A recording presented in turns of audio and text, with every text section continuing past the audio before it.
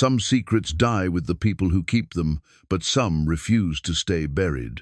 Mae Ketteridge spent 30 years alone in Arizona's mountains, running from a past she couldn't name, until a dying stranger whispered the one name she'd been trying to forget. Orrin Vale collapsed outside a weathered saloon, his trembling hand clutching Mae's coat as he gasped her mother's name, a woman who vanished 40 years ago without a trace. In his final moments, he pressed a faded photograph into her palm and begged forgiveness for a promise he never kept. The town went quiet when Mae started asking questions. Some wouldn't meet her eyes. Others warned her to leave well enough alone. But Mae never walked away from difficult ground.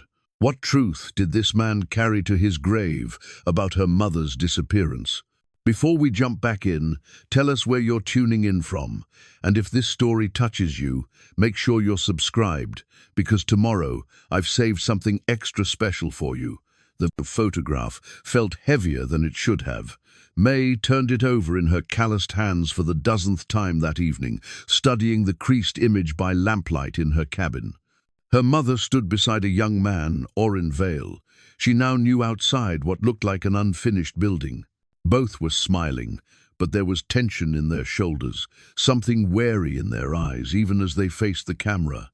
Mae set the photograph on her rough-hewn table and poured herself whiskey from a bottle she kept for cold nights.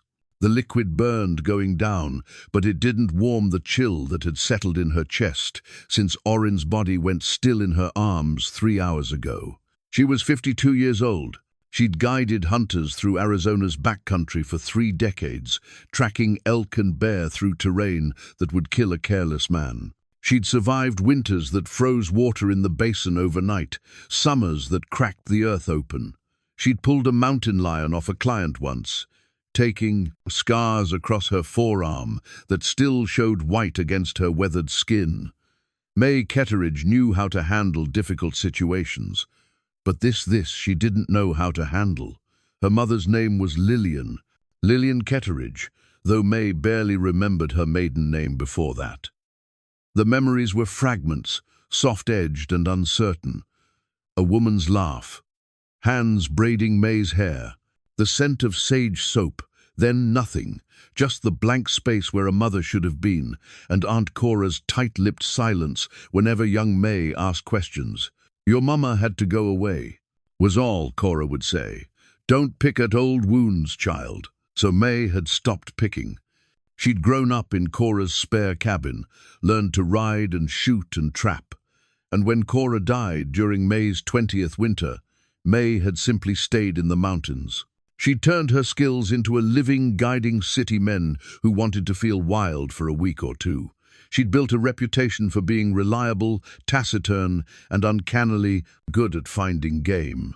She'd also built a life that required no explanations, no history, no uncomfortable questions about the mother-shaped hole in her past. Until today, Mae rose from her chair and walked to the cabin's single window. Beyond the glass, the Arizona night pressed close. Stars scattered across the darkness like thrown salt. The town of Grayson sat 2 miles downslope, its scattered lights barely visible through the pines. She'd ridden down this afternoon to collect payment from her last client and stop at the saloon for a meal she didn't have to cook herself. She hadn't expected to watch a man die. Orrin Vale had been sitting at a corner table when Mae walked in. She'd noticed him the way you notice anything out of place in familiar territory. He was gaunt, sick-looking, with the grey pallor of someone whose body was giving out. But it was a frontier town. Sick people passed through. Mae had ordered stew and cornbread from Greta, the saloon owner, and settled at her usual spot near the back. Then Orrin had stood up, swayed, and started walking toward her with strange purpose in his fading eyes. "Mae Ketteridge," he'd said, and his voice was a rasp, barely audible over the saloon's noise. "I've been looking for you." She'd tensed, hand moving toward the knife she kept at her belt. But he'd collapsed before she could respond, falling forward into her arms like a puppet with cut strings. "Lillian," he'd whispered, as Mae lowered him to the floor. "I'm sorry about Lillian." The saloon had gone silent. Faces turned toward them, curiosity and something else, discomfort, maybe fear, rippling through the crowd. "Who are you?" Mae had demanded, but Orrin's eyes were already glazing. "Photograph?"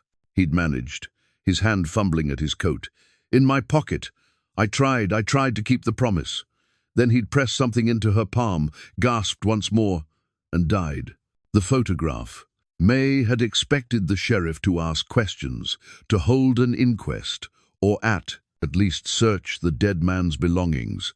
Instead, Sheriff Paulson had arrived, taken one look at Orrin's body, and said, "Drifter. Heart probably gave out. We'll bury him in the morning." "He knew my mother's name," Mae had said. Paulson's expression had flickered something quick and unreadable, crossing his weathered face. "Lots of people knew your mother, Mae. It was a long time ago. He said he was looking for me. Well, he found you, and it killed him. That's the end of it." Paulson had gestured to his deputies. "Get him to the undertaker." Mae had stood there in the sawdust and lamplight, holding the photograph, watching them carry Orrin Vale's body away like he was nothing more than an inconvenient mess to be cleaned up. Greta had appeared at her elbow. The saloon owner was 60 if she was a day, with iron-grey hair and eyes that missed nothing. "You should let it alone, Mae." "Let what alone?" "Whatever that man came here to tell you." Greta's voice had been low, meant only for Mae's ears. "Some things are better left buried." Now, hours later, Mae stared out at the darkness and wondered what kind of town told a woman to ignore a dying man's last words about her vanished mother. The kind of town with secrets, that was what kind. Mae returned to the table and studied the photograph again. The building in the background looked familiar, rough timber frame, distinctive rock foundation. She'd seen that foundation somewhere in her wanderings. Where? A sound outside made her freeze. Footsteps on the trail approaching her cabin, slow and deliberate. Mae's hand moved to the rifle propped beside the door. "Miss Ketteridge," a young voice, uncertain. "It's Deputy Caleb. May I speak with you?" Mae relaxed slightly. Caleb was 23, new to the badge, still trying to prove himself to Paulson and the town. She opened the door a crack. The deputy stood in her small clearing, hat in hand, looking nervous. "I'm sorry to disturb you so late, ma'am." "What do you want, Caleb?" "I wanted to—" He glanced back toward the trail, then stepped closer, lowering his voice. "That man who died, Orrin Vale. I found something when we took him to the undertaker." Mae opened the door wider. "What did you find?" Caleb pulled a leather-bound ledger from inside his coat. This was sewn into his jacket lining. "Sheriff Paulson didn't see it. I thought," he hesitated, "I thought maybe you should have it, before anyone else knows it exists." Mae took the ledger. It was water-stained, the leather cracked with age. But when she opened it, the pages inside were covered with neat handwriting. Columns of numbers, dates, initials. "What is this?" "I don't know, ma'am, but look at the dates. They're from 40 years ago, right around when your mother—" He stopped, seeming to realize he was treading on painful ground. Mae's eyes scanned the entries. The dates ranged across 1885 and early 1886. The initials were cryptic: H, M, J, C, R, B, M, V. And beside each set of the initials, land descriptions and monetary amounts. "These are property transactions," Mae said slowly. "Yes, ma'am, I think so too." Caleb shifted his weight. "My grandfather used to tell stories about land disputes back in territorial days. Families who lost property and families who got rich quick. He always said something wasn't right about it." Mae looked up at the young deputy. "Why are you bringing this to me?" "Because Sheriff Paulson told me to burn anything we found on the body. Said it was just a drifter's junk." Caleb met her eyes. "But that's not what you do with junk, Miss Ketteridge. That's what you do with evidence." The word hung between them in the cold night air. "You should go," Mae said finally, "before someone notices you're here." Caleb nodded, settling his hat back on his head. "My grandfather's name was Henry Cooper. He lost 200 acres in 1885, had to leave the territory because of it. He paused. If that ledger means what I think it means, I'd like to know the truth. For his sake. After the deputy left, Mae sat at her table until the lamp oil ran low, studying the ledger's entries. A pattern emerged slowly. 5 sets of initials appeared frequently in the credit column, receiving property and payments. Dozens of other initials appeared once or twice in the debit column, losing property or making payments. It looked like theft dressed up in numbers and official transactions. And her mother's name, Lillian Ketteridge, appeared 3 times in the margins, marked with a small asterisk. Mae closed the ledger and pressed her palms against her eyes.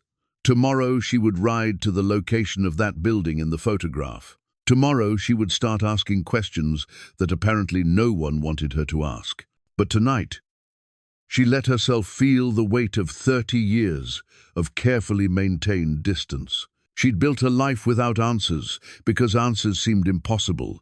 Now a dying man had crashed into her world and torn that careful of construction apart. Her mother hadn't just left. Mae knew that now, with the cold certainty of truth, Lillian Ketteridge had been involved in something that made her disappear, and that same something had brought Orrin Vale back here 40 years later, to die with her name on his lips.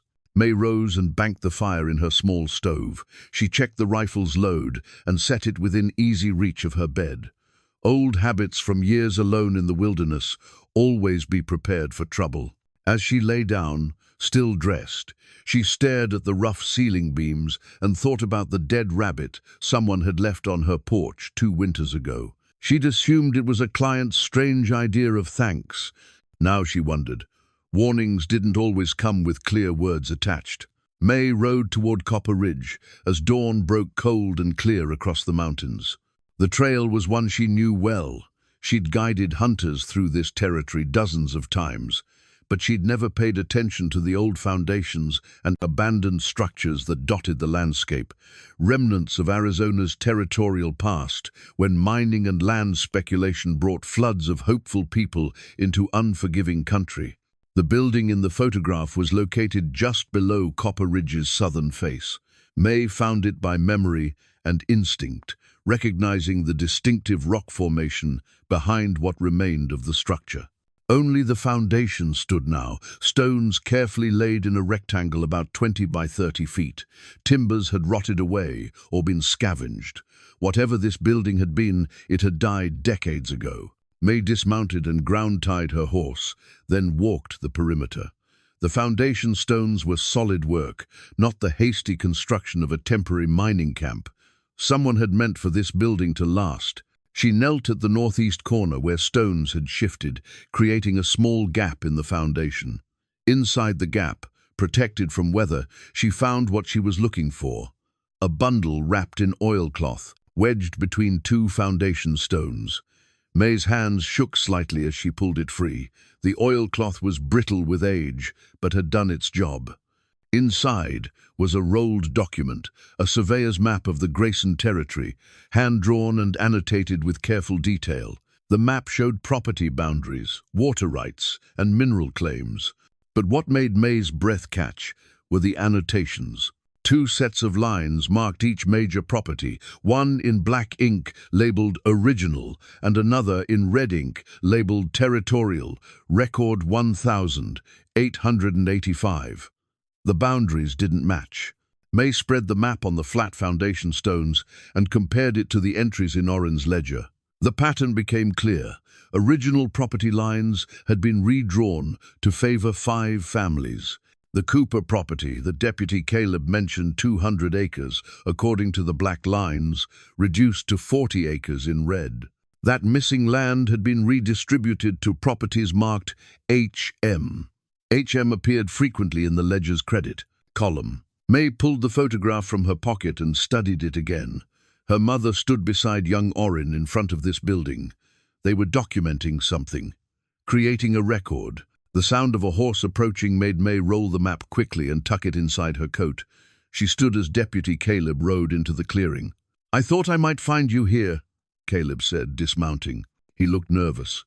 "You should know Sheriff Paulson is asking questions about you, about where you went this morning."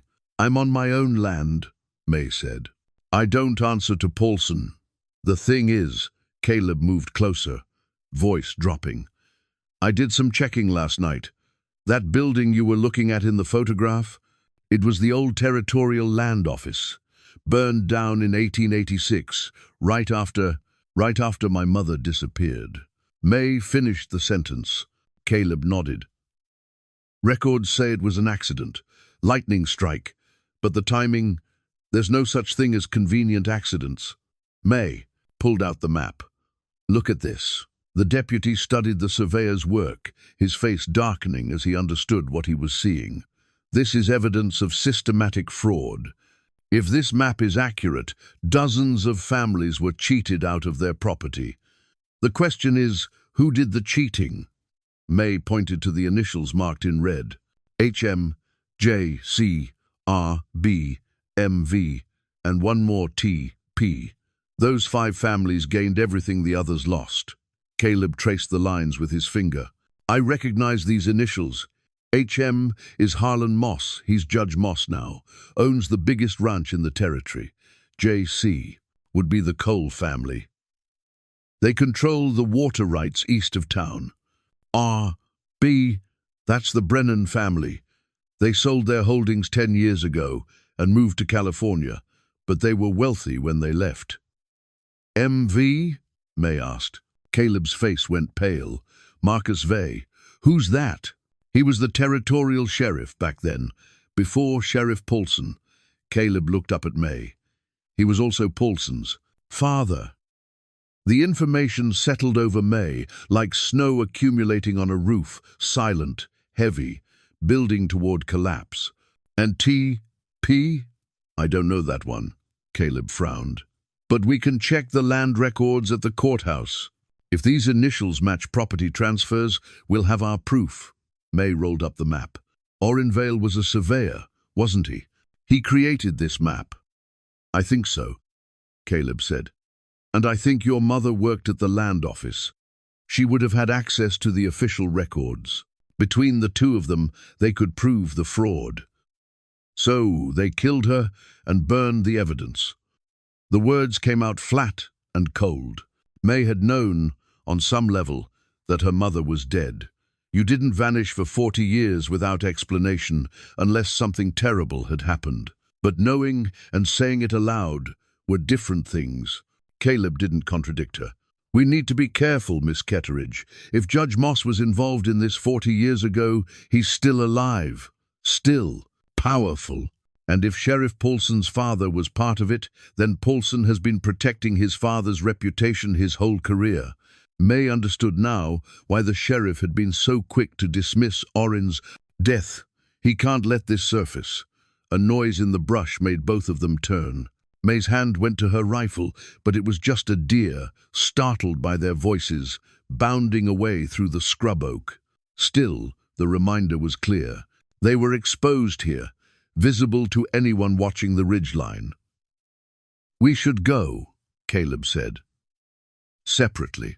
If Paulson knows we're working together, meet me tonight," Mae interrupted. "At the old Miller cabin 3 miles north of my place. You know it?" Caleb nodded. "Abandoned line shack." "Good choice." After the deputy left, Mae stood alone among the foundation stones of the burned land office. She tried to imagine her mother here, young and alive, working alongside Orrin Vale to document corruption. It took courage to stand against powerful men in territorial days. Women had few protections, fewer rights. Her mother must have been terrified, but she'd done it anyway. Mae's eyes stung, and she blinked hard against the unexpected emotion. For 30 years she'd carried a dull ache where her mother should have been. Now that ache was sharpening into something else, pride, grief, and anger, all mixed together. She mounted her horse and turned toward town. Before meeting Caleb tonight, she needed to do something she'd been avoiding for too long. She needed to talk to Greta. The saloon was quiet in mid-afternoon, just a few regulars drinking at the bar. Greta was wiping down tables when Mae walked in. We need to talk, Mae said. Privately. Greta's expression tightened, but she nodded toward the back room where she kept supplies and did her bookkeeping. Once they were alone with the door closed, she turned to face Mae. I told you to let it alone. I can't. Mae pulled out the photograph. You knew my mother. You were here when she disappeared. Tell me what happened.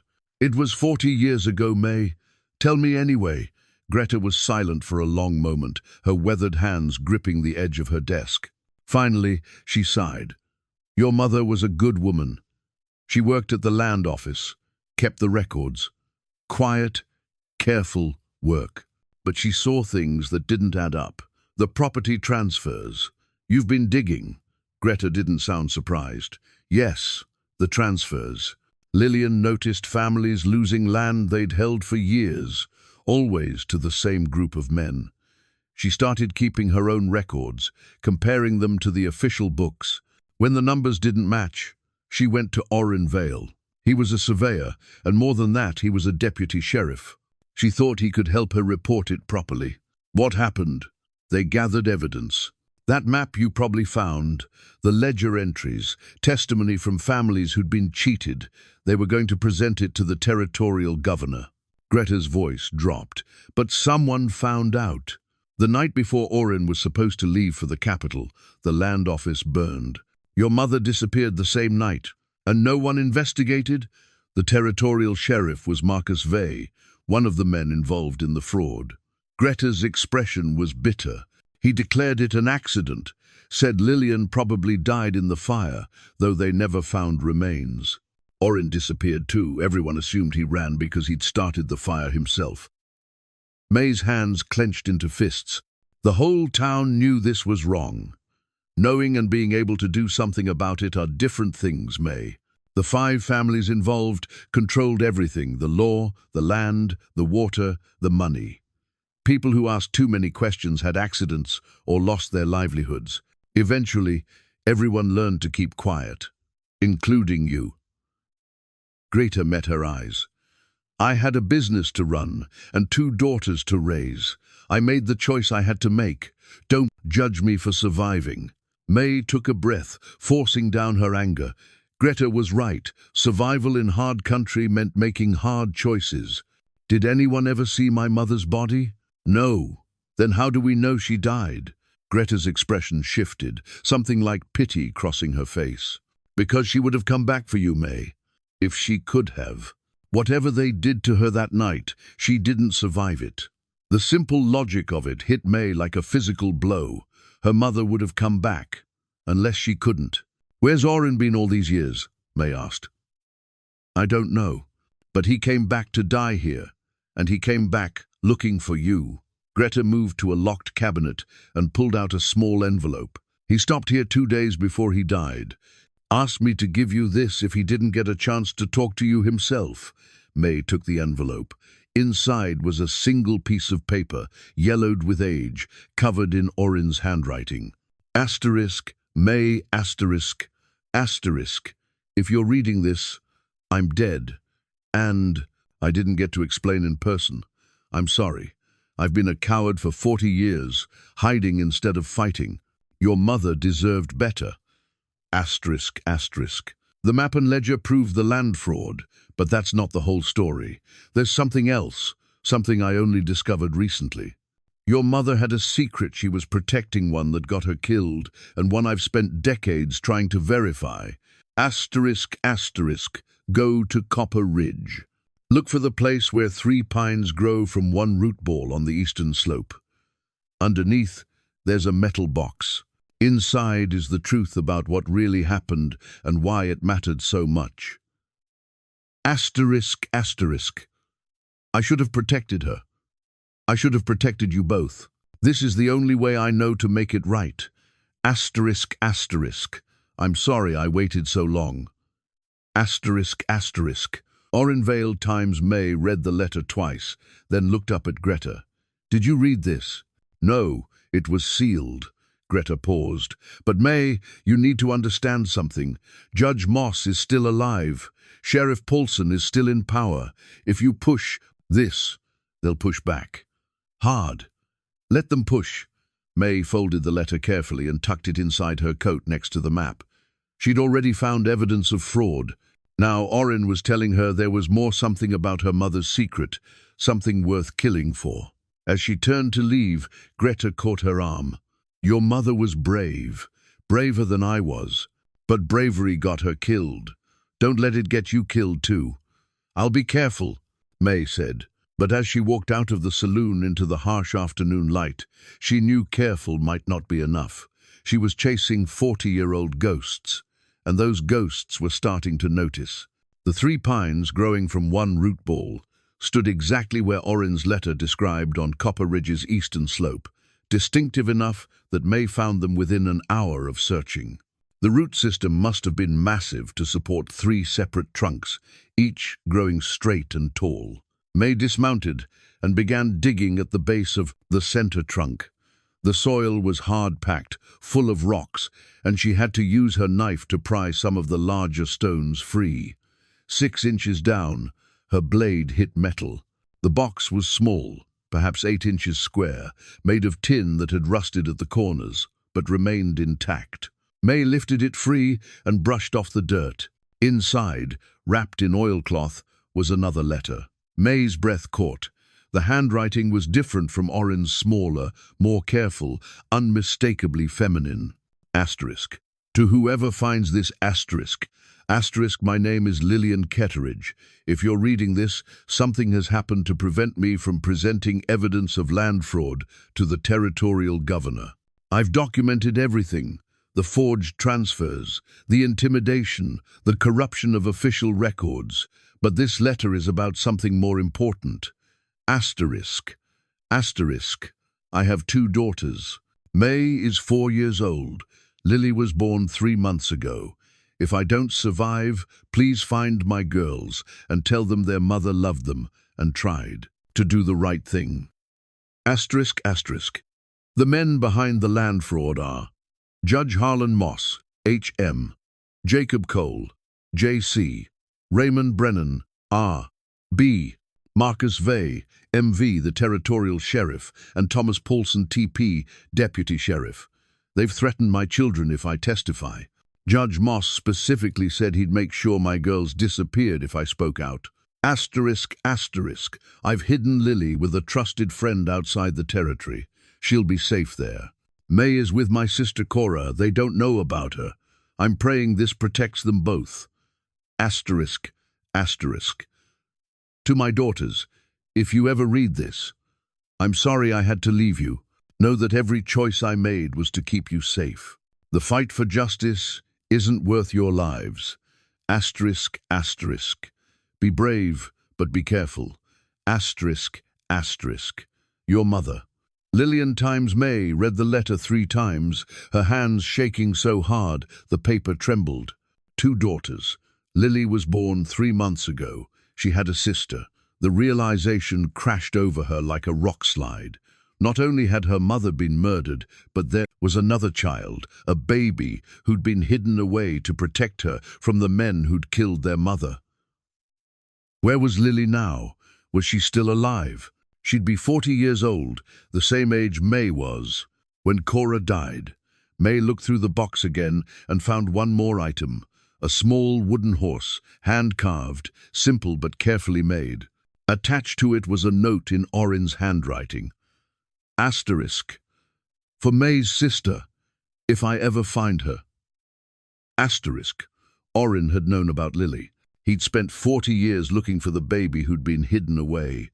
Mae sat back on her heels, mind racing. Her mother hadn't just disappeared, she'd been murdered for trying to expose corruption. And she'd had another daughter that no one in Grayson knew about, hidden to keep her safe from men who'd threatened to make children disappear. The scope of it was staggering. This wasn't just about land fraud or historical injustice. This was about her family, her mother, her sister, a life that should have been. Mae carefully repacked the box and mounted her horse. The sun was lowering toward the western peaks. She needed to meet Caleb at the Miller cabin, and now she had even more to tell him. As she rode down from the ridge, Mae's mind worked through the implications. If Lily had been hidden outside the territory 40 years ago, finding her now would be nearly impossible. She could be anywhere. She could have died young. She might not even know she was adopted or hidden, but Orrin had been looking. That meant there was a trail to follow. The Miller cabin stood in a small clearing, its roof sagging but walls still solid. Caleb's horse was already tied outside when Mae arrived. She found him inside, striking a match to light a stub of candle. "I was starting to worry," Caleb said. Mae pulled out Lillian's letter and the wooden horse. "Read this." She watched the deputy's face as he worked through the letter, seeing shock and then understanding cross his features.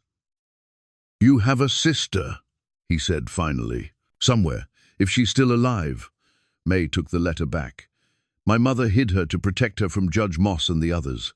She knew they'd threatened both of us." Caleb was quiet for a moment. "Thomas Paulson, TP, that's Sheriff Paulson. He was the deputy who worked with his father." "The whole law enforcement structure was corrupt," Mae said. "No wonder they got away with it. Your mother was incredibly brave," Caleb said. "She knew the risks and documented everything anyway. And it got her killed." Mae's voice was flat. "Bravery isn't worth much when you're dead. But the evidence survived. Because of her courage, we can still prove what happened." Mae wasn't sure she cared about proving anything. What she cared about was finding out what happened to her mother's body and whether her sister was alive somewhere in the world, living a life without knowing where she came from.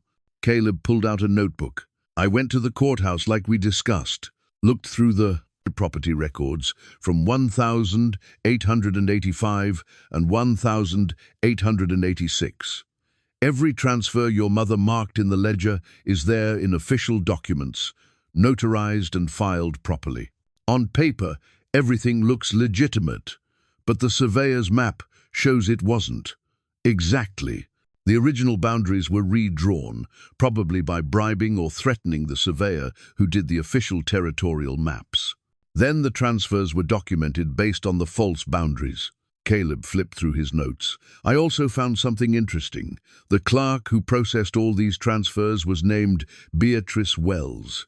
She's still alive, works at the courthouse still, actually. She was just a young woman back then, but she might remember something." "We should talk to her," Mae said. "Carefully. If she was involved, she was a clerk, Caleb. Young and probably terrified." Mae thought of Greta's words about survival and hard choices. Let's not assume everyone who stayed silent was guilty. They made plans to approach Beatrice the next day, separately, to avoid drawing Paulson's attention. Caleb would go during his regular rounds, and Mae would stop by under the pretense of checking on a property boundary question. As Mae prepared to leave, Caleb spoke again. "Miss Ketteridge, there's one more thing. Judge Moss, he's dying. Cancer. Everyone in town knows it. He's got maybe weeks left." Mae felt something tighten in her chest.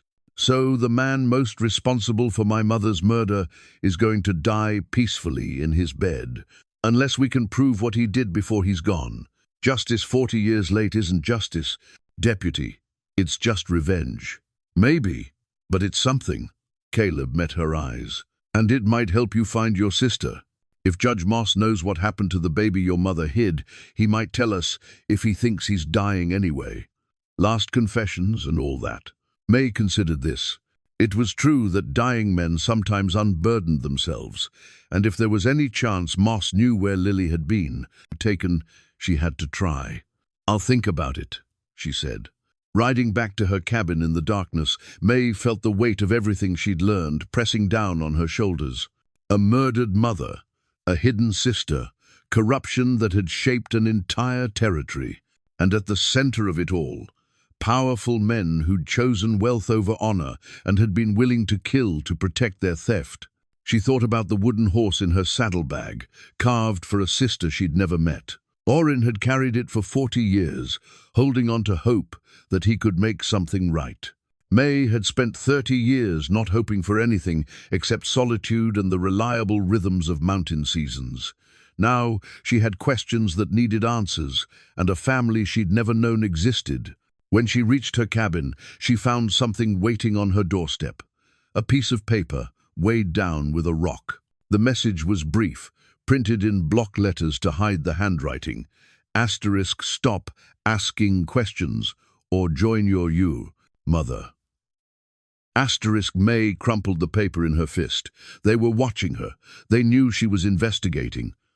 Good. Let them watch. Let them worry. She'd been threatened by weather, animals, and difficult men plenty of times in her life.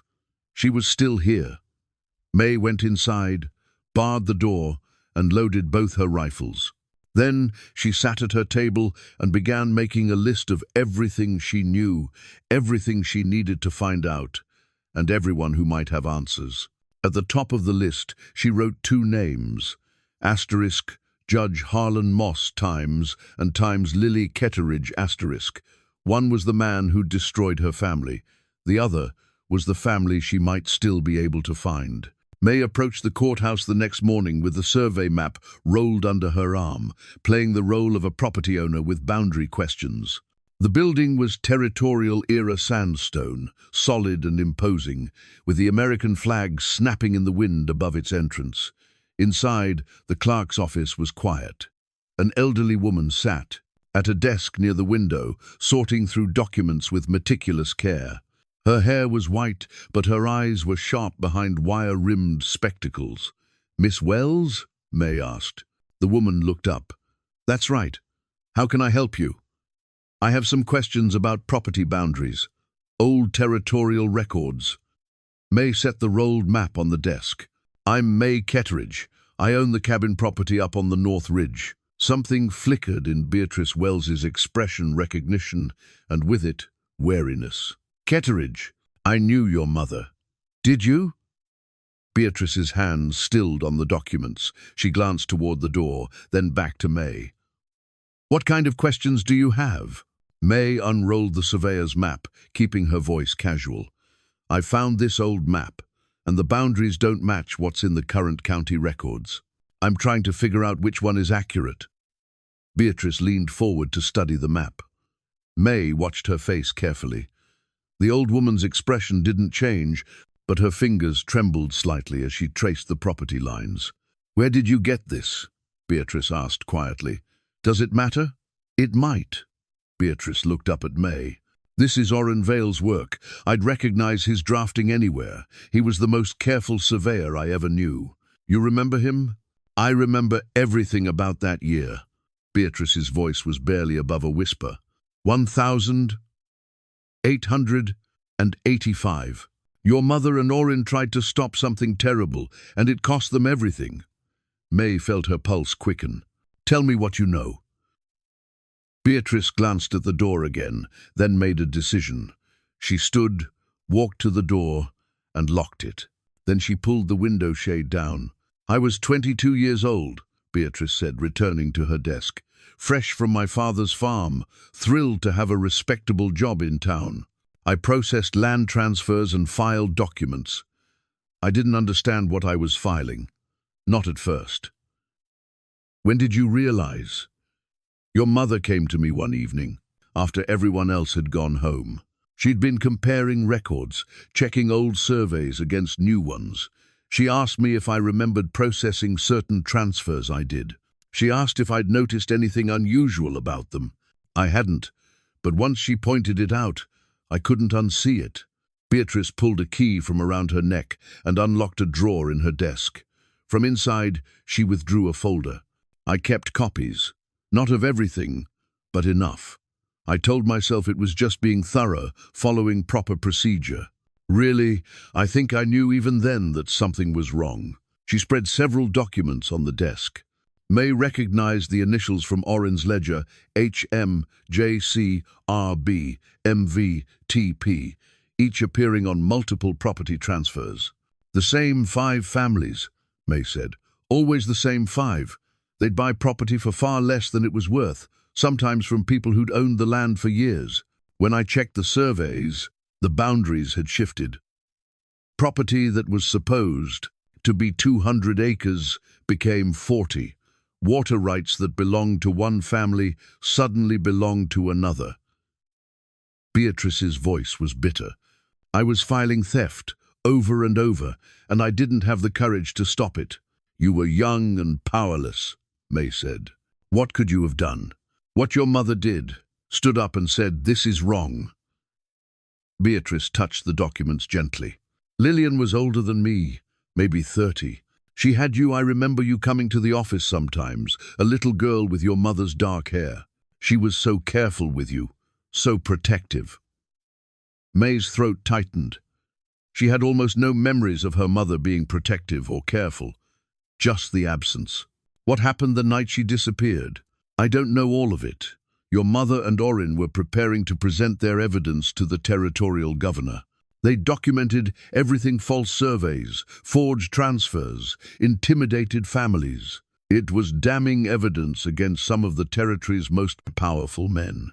Beatrice removed her spectacles and rubbed her eyes. The night before Orrin was supposed to leave for the capital, I was working late. I heard shouting from the back room where we kept the old records. I hid under my desk. I was terrified. Who was shouting? I recognized Sheriff Vale's voice and Judge Moss. There were others, maybe 3 or 4 men total. I heard furniture breaking, papers being torn. Then I smelled smoke. Beatrice's hands shook. I ran. I'm ashamed to say it, but I ran. By the time I reached the edge of town and looked back, the land office was burning. And my mother. I never saw her again. The sheriff said she probably died in the fire, but they never found remains. They never really looked. Beatrice met Mae's eyes. I'm sorry. I should have testified to what I heard, but I was afraid they'd kill me too. And then years passed, and it seemed too late to matter. It's not too late, Mae said. Those men are still here. Judge Moss, Sheriff Paulson's father was Thomas. He died 10 years ago, never faced any consequences for what he did. Beatrice's expression hardened. But his son knows. I'm certain of it. The way he watches certain records, the way he discourages questions about old property disputes. He's protecting his father's legacy. Mae carefully rolled up the surveyor's map. Miss Wells, if I need you to testify to what you just told me, would you? Beatrice was quiet for a long moment. Finally, she nodded. I'm 73 years old.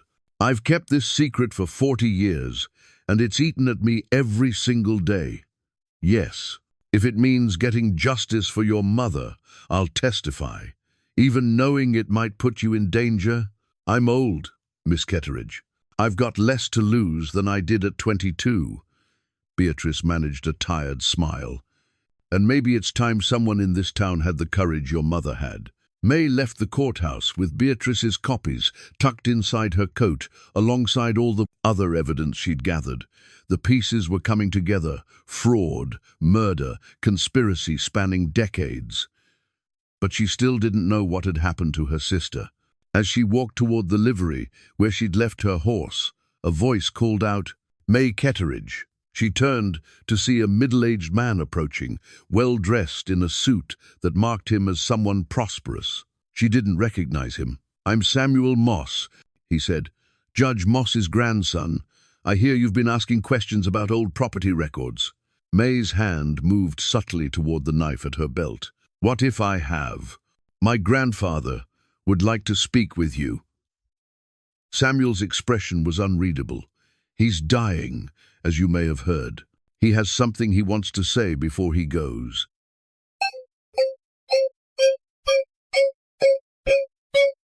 "I have nothing to say to your grandfather. Perhaps, but he has things to say to you." Samuel handed her a card with an address written on it. "This is his ranch. Come this afternoon, come alone. He promises you'll want to hear what he has to tell you about your mother." Before Mae could respond, Samuel tipped his hat and walked away, leaving her standing in the street with the card in her hand. It could be a trap, probably was a trap. But if Judge Moss knew anything about what happened to Lily, Mae had to risk it. She mounted her horse and rode toward the Miller cabin to tell Caleb about the meeting. She wouldn't go alone, regardless of what Samuel Moss had said.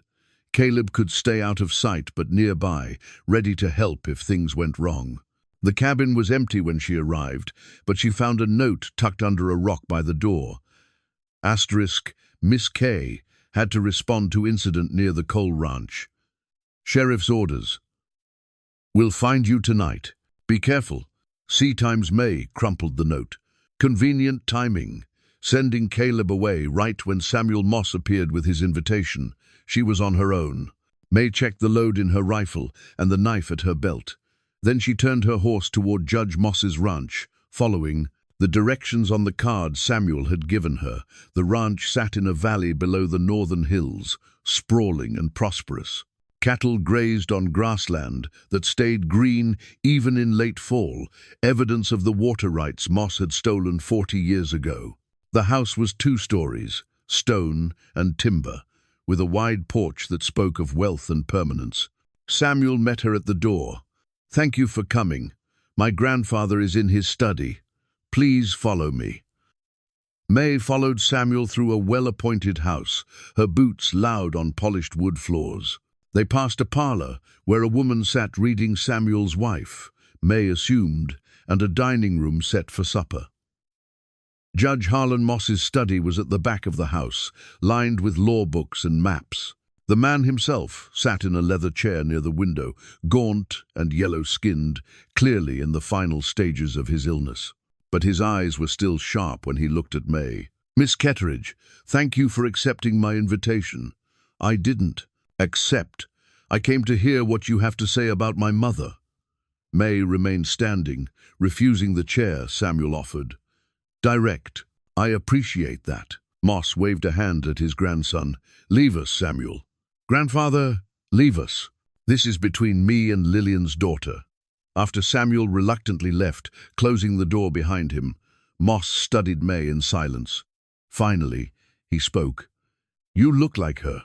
Same determination in your jaw. Lillian was a formidable woman. You murdered her." "No." Moss's voice was firm despite his obvious weakness. "I didn't murder her, but I didn't stop her murder either, which amounts to the same sin. I've lived with that for 40 years.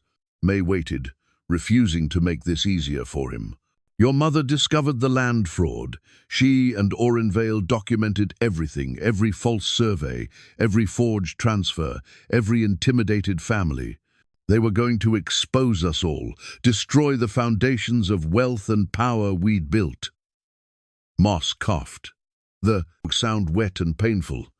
"We tried to buy her silence, offered her money, land, anything she wanted. She refused. So you killed her. Marcus Vey killed her. Sheriff Vey. He took matters into his own hands, literally. Said he'd handle the situation. I thought he meant intimidation, maybe running her out of the territory." Moss's expression was bitter. "I was a coward. I didn't ask questions because I didn't want to know the answers." "Where is she buried?" "That's not the question you should be asking." Moss leaned forward slightly. "You should be asking about your sister." May's heart lurched. "What do you know about Lily?" "Everything. Because I'm the one who took her." The words hung in the air like smoke from a gunshot. May's hand moved to her knife before she could stop herself. "Carefully, Miss Ketteridge," Moss said. "Let me finish. You stole my sister. I saved your sister." Moss's voice was strained. "Your mother hid the baby before she came to testify. Gave her to someone outside the territory. I don't know who. But Marcus Vey had other plans. He'd threatened your mother's children, said he'd make sure both girls disappeared if she testified. After he killed Lillian, he came to me, said we had to find both children and eliminate the problem permanently." May felt sick. "He wanted to kill us." "You and the baby, yes. I couldn't let that happen. I'd crossed many lines, Miss Ketteridge, but murdering children wasn't one of them." Moss took a shaky breath. "I told Vey I'd handle it. Then I searched for the baby myself. It took me 3 weeks, but I found her with a farm family in New Mexico. I told them the mother had died and I was a distant relative come to claim the child. You stole her from people trying to protect her." "Yes, and I brought her back here, to my ranch. My wife couldn't have children. It was the great sorrow of her life. We raised the baby as our niece, claimed she was my deceased brother's child. No one questioned it. Why would they? I was a respected judge. The bitterness in his voice was corrosive. We named her Iris. She grew up here, in this house, loved and cared for. She never knew she was adopted. Iris. Mae's mind was racing. Does she still live here? No, she's in town. She's the town doctor. Moss watched Mae's face carefully. You've probably met her. She's been in Grayson for 20 years, came back after medical school to practice here.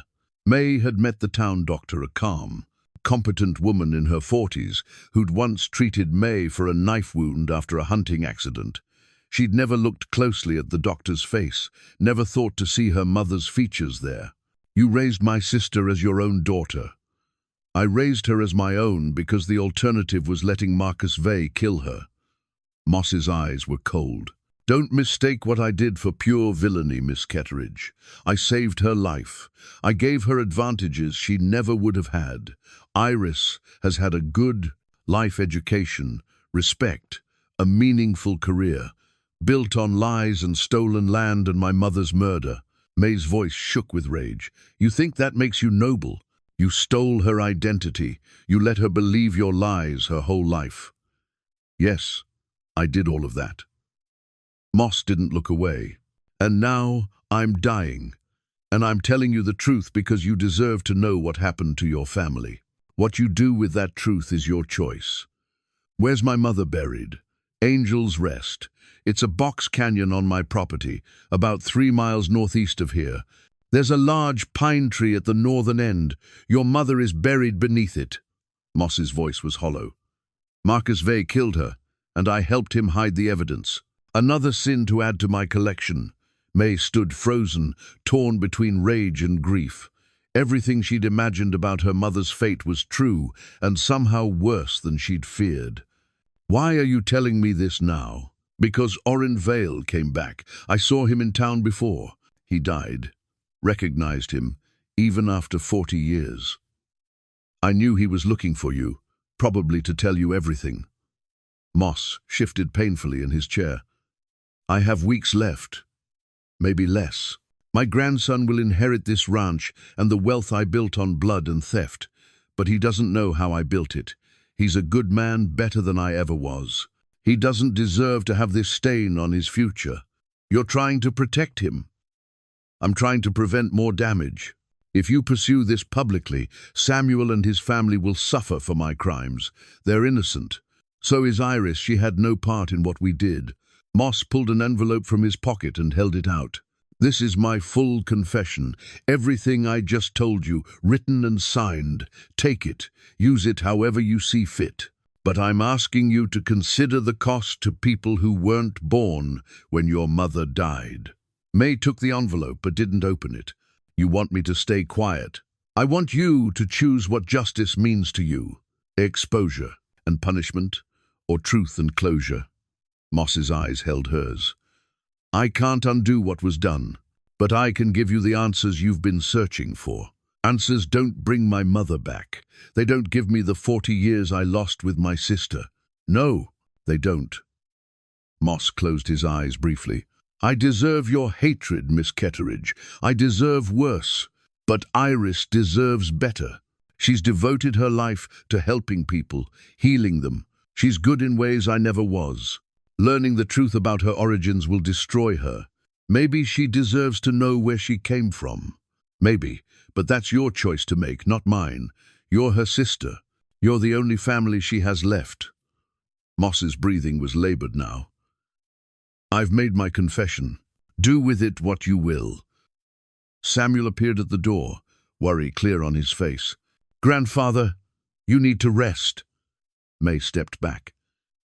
She had what she'd come for, answers about her mother's fate and her sister's whereabouts. But those answers came with impossible questions about what to do next.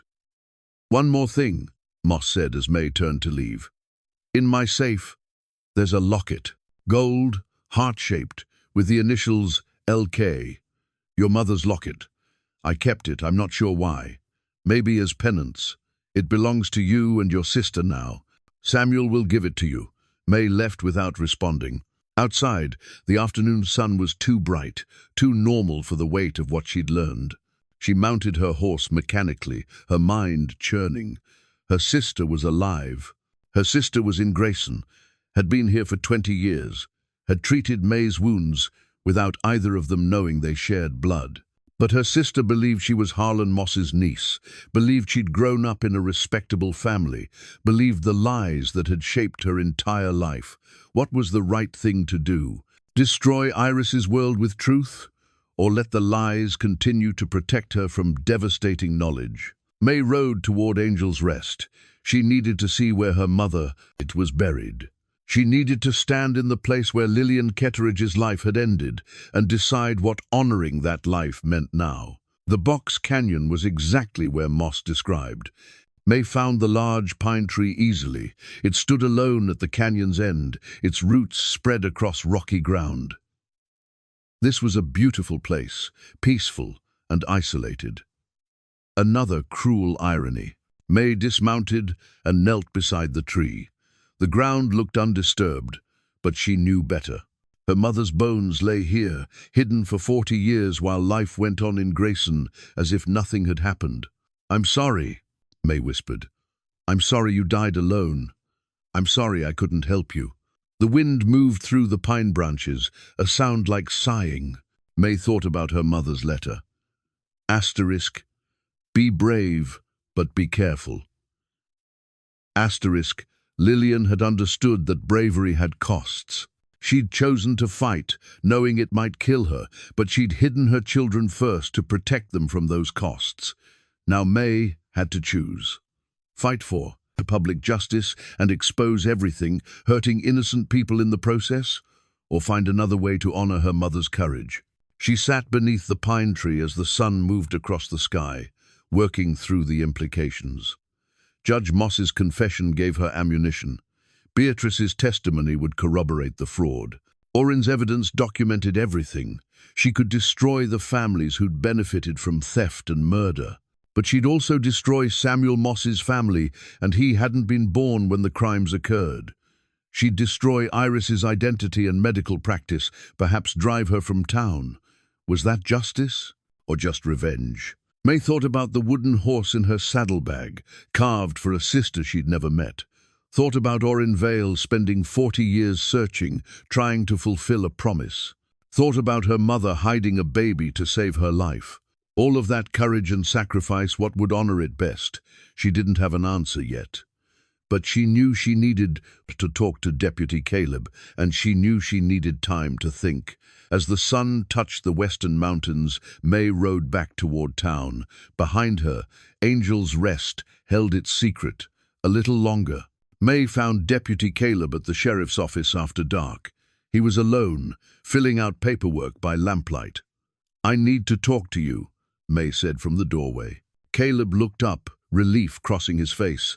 "Thank God. I was worried when I got back and couldn't find you. I went to your cabin. I went to see Judge Moss." Caleb's expression shifted to alarm. "Alone? Mae, that was dangerous. He told me everything." Mae stepped inside and closed the door. She spent the next 20 minutes explaining what Moss had revealed about her mother's murder, her sister's abduction, and the location of Lillian's grave. When she finished, Caleb sat back in his chair, stunned.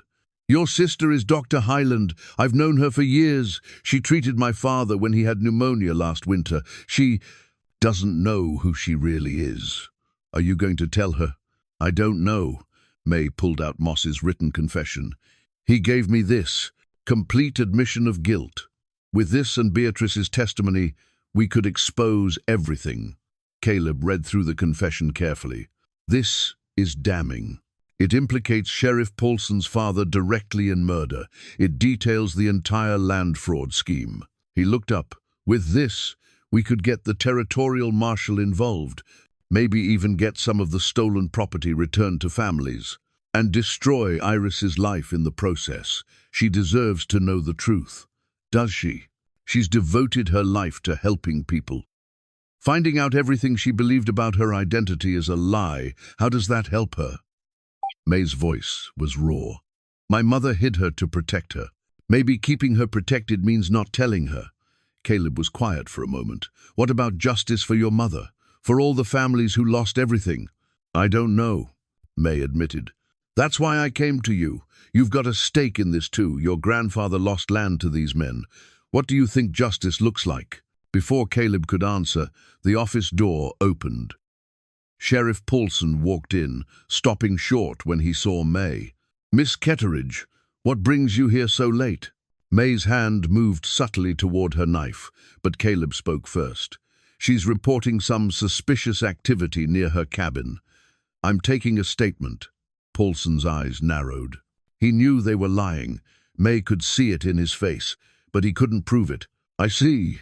Well, don't keep the deputy too long. He's got early rounds tomorrow. Paulson moved to his desk and began sorting through papers, clearly intending to stay. Mae understood the message. They were being watched. Whatever they discussed, it couldn't be here. Not now. Thank you, Deputy, Mae said formally. I'll let you know if I see anything else suspicious. She left, feeling Paulson's eyes on her back. Outside, the night air was cold and clear. Mae walked toward the livery, mind working. Paulson's presence wasn't coincidental. He was monitoring Caleb, watching for signs they were investigating, which meant they were running out of time. A figure stepped out of the shadows near the livery. Mae's hand went to her knife before she recognized the woman. Dr. Hyland, Mae said, forcing her voice to stay steady. Iris Hyland stepped into the lamplight spilling from the livery doors. She was in her 40s, competent and calm in her dark traveling dress. Mae saw it now, the resemblance to the photograph of their mother. Same dark hair, same careful eyes, same determined set to her jaw. Miss Ketteridge, I was hoping to catch you. Iris's voice was professional, measured. I heard you were injured recently. I wanted to check if the wound healed properly. I'm fine. Good. Iris paused. I also heard you've been asking questions about old property records, about events from 40 years ago. Mae went very still. Who told you that? This is a small town. People talk. Iris moved closer. I'm asking because those events involve my uncle, Judge Moss. He's dying, and he's been saying strange things. About a woman named Lillian. About a baby. Mae's heart hammered against her ribs. What did he tell you? Nothing directly, but I overheard him talking to my cousin Samuel. He mentioned your mother's name. Iris's eyes searched Mae's face. I remember your mother. I was just a little girl, maybe 4 years old, but I remember her coming to the ranch once. My uncle sent me out of the room, but I watched through the window. Your mother was crying. She was begging him for something. When was this? Right before the land office burned down. Right before people said your mother died. Iris's voice dropped. I've spent 40 years wondering about that day. Why your mother was crying. Why my uncle looked so angry and so sad at the same time. What he was refusing to give her. Mae felt the weight of truth pressing against her lips, demanding to be spoken. This was her sister, standing here asking questions, close to understanding. All Mae had to do was tell her, but she remembered her mother's letter. Asterisk, be brave, but be careful. Asterisk, I don't know what you overheard, Mae said finally. But your uncle is dying. Maybe his mind is confused. Maybe. Iris didn't look convinced. Or maybe he's trying to unburden himself of old secrets before he goes. She paused. If you find out anything about what happened to your mother, I hope you'll tell me. She was kind to me that day.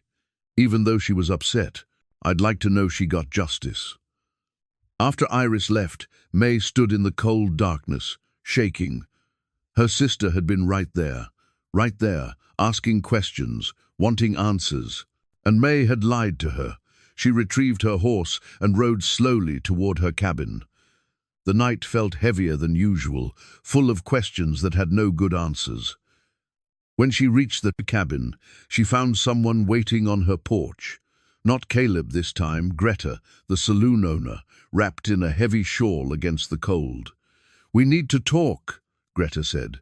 Inside, Mae built up the fire while Greta settled into the cabin's only chair. The older woman looked troubled, her usual composure cracked. "I heard Judge Moss called you to his ranch today.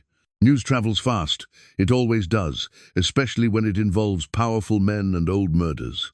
Greta fixed Mae with a hard stare. "What did he tell you?" Mae considered lying, but she was tired of lies.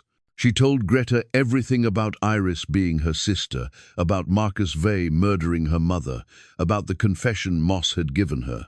When she finished, Greta was silent for a long time. "I knew about the baby," Greta said finally. "Your mother came to me the day before she planned to testify. She told me she'd hidden Lily somewhere safe. She made me promise that if anything happened to her, I'd make sure the baby stayed hidden from Marcus Vale. Why didn't you tell me? Because I thought the baby was dead. I thought Marcus Vale had found her." And Greta's voice broke. "When your mother disappeared and the baby was never mentioned again, I assumed the worst. I've spent 40 years believing I failed to protect that child." Moss took her. He raised her as his niece to protect her from Vale. "Harlan Moss saved a child's life." Greta sounded skeptical. "That's not the man I knew. Maybe people are more complicated than we think," Mae said. "He committed terrible crimes, but he drew a line at murdering children. That's a low bar for redemption. I'm not trying to redeem him. I'm trying to understand what to do now." Mae pulled out the wooden horse and set it on the table. "Orrin carried this for 40 years. For my sister. He wanted to give her something from the mother she never knew." Greta reached out and touched the carved toy gently. "What are you going to do?" "I don't know. Tell Iris the truth and destroy her life. Stay silent and let Judge Moss's crimes stay buried." Mae's frustration bled into her voice. "What would my mother want? Your mother wanted her daughters safe. That's why she hid Lily. That's why she sent you to Cora." Greta met Mae's eyes. "But she also wanted justice. She died trying to expose corruption. Those two things are in conflict now, and you have to choose which one matters more." "I can't choose. Both matter." "Then find a way to honor both," Greta said. "Your mother was brave and careful. She hid evidence, made plans, protected her children. She didn't just charge in recklessly. Maybe you need to be strategic too." After Greta left, Mae sat at her table, staring at the wooden horse.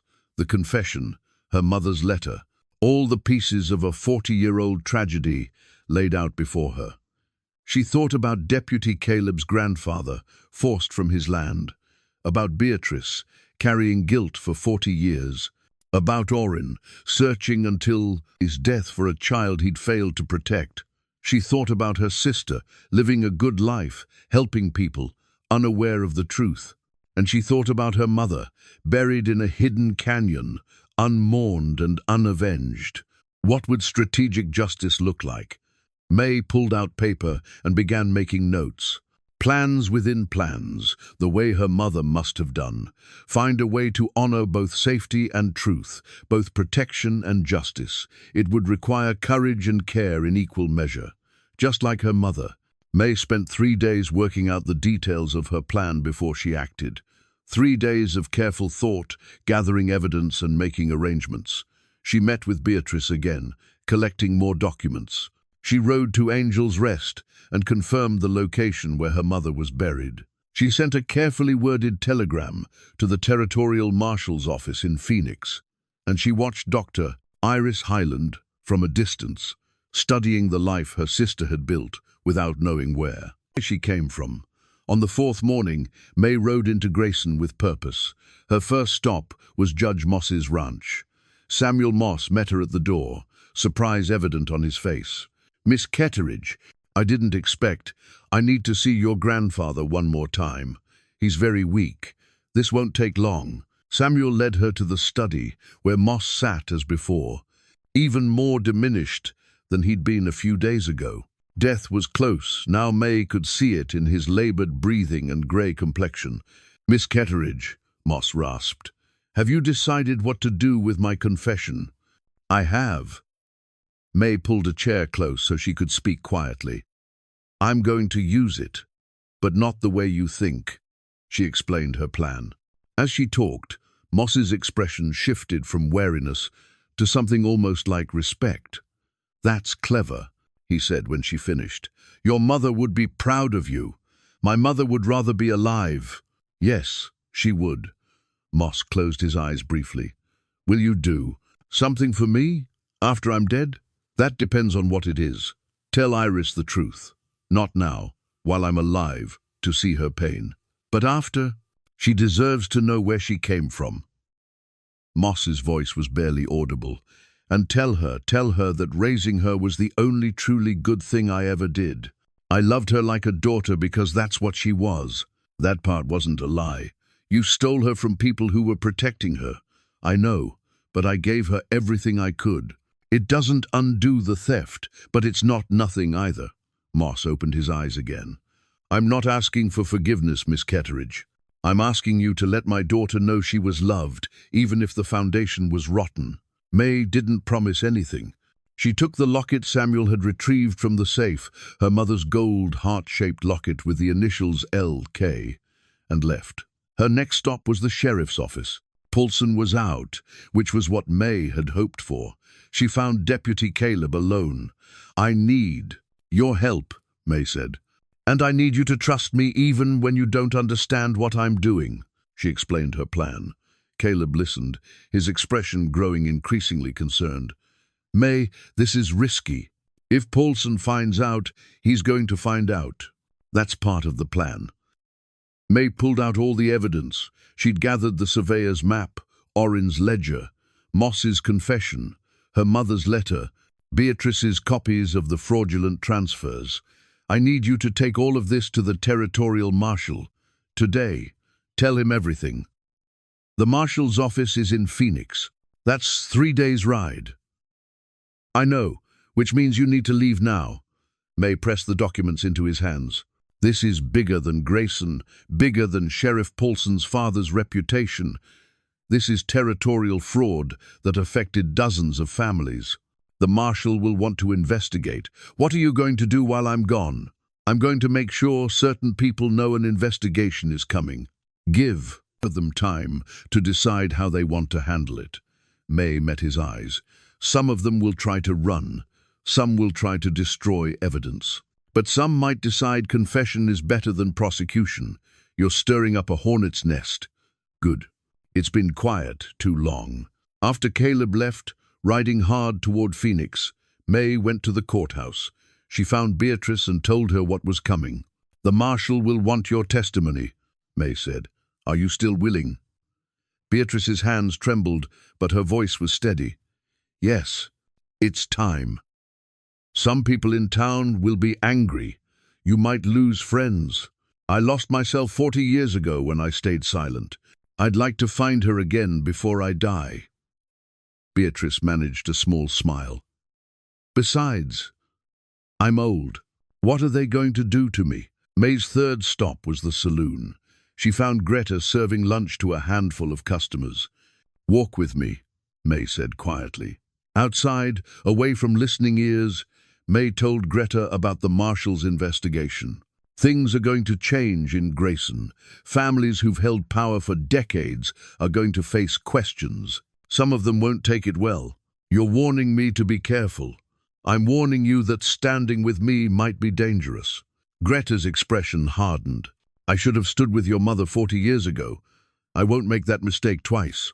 That evening, as the sun set behind the mountains, Mae made her final stop. Dr. Iris Highland's clinic sat at the edge of town, a neat building with a sign reading "Medical Office" above the door. Mae tied her horse outside and stood for a long moment, gathering courage. This was the hardest part of her plan, the part that terrified her more than confronting murderers or powerful men. This was facing her sister. Iris opened the door herself, surprise crossing her face. "Miss Ketteridge, are you injured?" "No, but I need to talk to you. Privately." Iris studied Mae's face, then stepped aside. "Come in." The clinic was clean and organized, smelling of carbolic and herbs. Iris led Mae to a small office at the back and closed the door. "What's this about?" Mae pulled out the wooden horse and set it on Iris's desk. This was carved for you 40 years ago by a man named Orrin Vale. He spent his whole life trying to find you. Iris stared at the toy. I don't understand. Your uncle told you about a baby, about my mother, about old secrets. Mae's heart was hammering. Those secrets involve you. They involve both of us. What are you saying? I'm saying that you and I are sisters. You were born Lily Ketteridge, daughter of Lillian Ketteridge. Our mother hid you to protect you from men who wanted to silence her. Judge Moss took you from the people protecting you and raised you as his niece. Mae's voice shook. You're my sister, Iris. We were separated for 40 years, but you're my sister. The color drained from Iris's face. She sat down heavily in her chair, staring at Mae. That's impossible. I'm Harlan Moss's niece, his brother's daughter. He told me. He lied. To protect you, he says, from Sheriff Marcus Vey, who murdered our mother and wanted to kill both of us. Mae pulled out their mother's letter and handed it to Iris. Read this. It's in our mother's handwriting. She wrote it the night before she was murdered. Iris read the letter with shaking hands. When she looked up, her eyes were wet with tears. Our mother had 2 daughters, she whispered. Mae and Lily. I'm Mae. You're Lily. But I don't remember anything before the ranch. I thought I was 3 or 4 when I came to live with Uncle Harlan. You were 3 months old. You don't remember because you were too young. Mae showed her the locket. This was our mother's. Judge Moss kept it. It has our mother's initials, L.K., Lillian Ketteridge. Iris took the locket with trembling fingers, opening it to reveal a tiny lock of dark baby hair inside. Is this? My hair? Probably. Our mother must have cut it before she hid you. Iris sat in silence, tears streaming down her face. Mae wanted to comfort her somehow, but didn't know how. They were strangers who shared blood, bound by tragedy but separated by lies. Why are you telling me this now? Iris finally asked. Because a territorial marshal is coming to investigate land fraud and murder. Your Judge Moss's crimes are going to be exposed. His confession implicates him directly. I thought you deserved to know the truth before everyone else does. He's dying. I know. And you're going to destroy his name. I'm going to tell the truth about what happened to our mother and dozens of other families. Mae's voice was firm. Judge Moss chose to commit crimes. He chose to build wealth on theft and murder. Those choices have consequences. Iris looked at the wooden horse, the letter, the locket. My whole life is a lie. Not the whole life. The foundation was a lie, but you built something real on top of it. You're a doctor. You help people. That's real. Mae leaned forward. Our mother would be proud of you. She would have wanted you to heal people, to make the world better. That part of who you are is true. But my name, my family, your name is yours. You've had it for 40 years. If you want to keep being Iris Highland, keep being that. If you want to be Lily Ketteridge, that's your choice too. Mae's voice softened.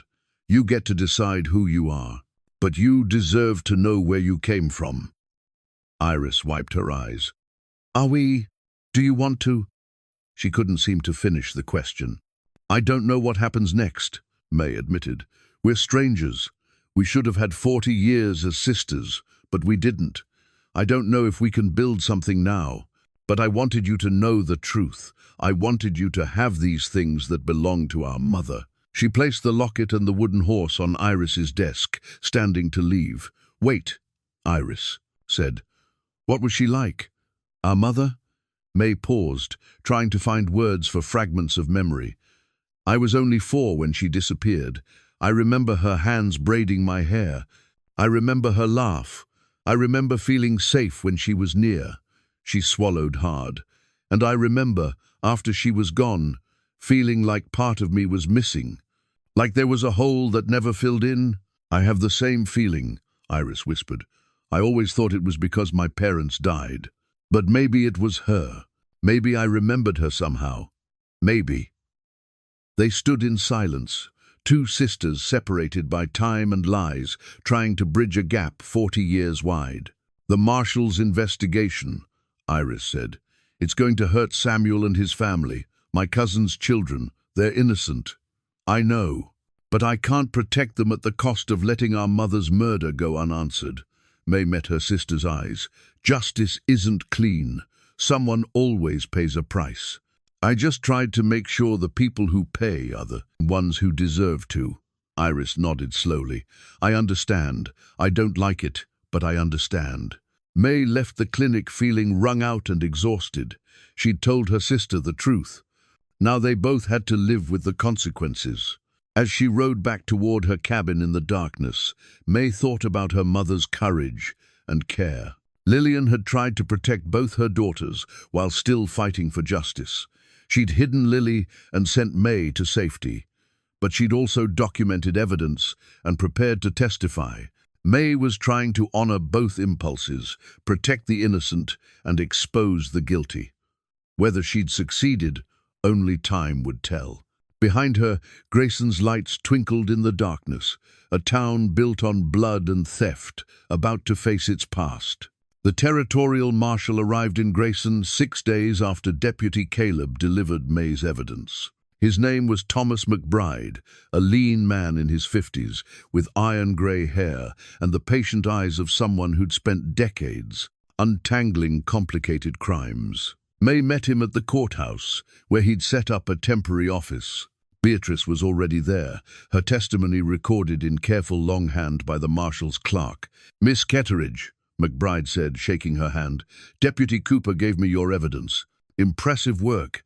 This is the most comprehensive documentation of territorial-era fraud I've seen. My mother did most of the work. And Orrin Vale." "Yes, the deceased surveyor." McBride gestured to the documents spread across a table, the map, the ledger, Moss's confession, Beatrice's copies. "This implicates some powerful families. Judge Moss, the Cole family, the Brennans, and Sheriff Marcus Vey, though he's dead now." "What about Sheriff Paulson?" Mae asked. "His father was directly involved in my mother's murder. Sheriff Paulson was a child when these crimes occurred. Unless we have evidence he actively participated in the cover-up, he's been discouraging my investigation since it started." McBride nodded. "That's concerning, but not necessarily criminal. Protecting a father's reputation isn't illegal, though it's certainly unethical for a law enforcement officer." He paused. "I'll interview him. If there's evidence of obstruction, I'll take appropriate action." Over the next 2 days, Marshal McBride interviewed everyone involved. Mae told him everything she knew. Beatrice testified about processing fraudulent transfers. Greta described what she'd witnessed the night of the fire. Deputy Caleb talked about his grandfather's lost land and the patterns he'd noticed in old records. And Dr. Iris Highland came forward to testify about Judge Moss's deathbed confession. Mae watched her sister walk into the courthouse, head high despite the whispers following her. Iris had chosen to stand with the truth, even knowing it would destroy the man who'd raised her. That took courage Mae hadn't been sure her sister possessed. On the 3rd day, Marshal McBride arranged for a crew to excavate the site at Angel's Rest. Mae rode out with him, Caleb, and 2 deputies from Phoenix. The box canyon looked different with other people present. Less peaceful, more like what it was, a crime scene. They found her mother's remains exactly where Judge Moss had said, beneath the large pine tree, wrapped in deteriorating canvas. The bones were incomplete after 40 years, but enough remained to confirm identity. The wedding ring on her finger sealed it. Mae knelt beside the excavation, staring at bones that had once been a living woman who'd braided her daughter's hair and fought for justice. "I'm sorry, Mama," she whispered. "I'm sorry it took so long." Marshal McBride stood beside her, hat removed in respect. "We'll take her to Grayson's proper cemetery. She'll have a dignified burial." "Thank you." "And Miss Ketteridge," McBride's voice was gentle, "what was done to your mother and to Orrin Vale and to all those families who lost their land, it was wrong. Your mother's evidence is going to right some of those wrongs." That matters, Mae nodded, not trusting herself to speak. That evening, as Mae rode back to town, she found Dr. Iris Hyland waiting at the livery. "I wanted to see if you were all right," Iris said. "I saw our mother's bones today. I'm not sure how all right is supposed to feel." "No, I suppose not." Iris walked beside Mae as she led her horse to a stall. "Judge Moss died yesterday, peacefully, in his sleep." Mae didn't feel much at the news. Moss had confessed, given her the truth. His death changed nothing. "Samuel is devastated," Iris continued, "and confused. The marshal told him about his grandfather's crimes, about me, about everything. I'm sorry." "Don't be. It needed to come out." Iris leaned against the stall door. "I went to see Samuel today. Told him I didn't blame him for what his grandfather did. He's a good man. He doesn't deserve to suffer for crimes committed before he was born." "What did he say?" "He asked if I wanted to leave the ranch, take my belongings and go, as if I'd want nothing to do with the Moss family anymore."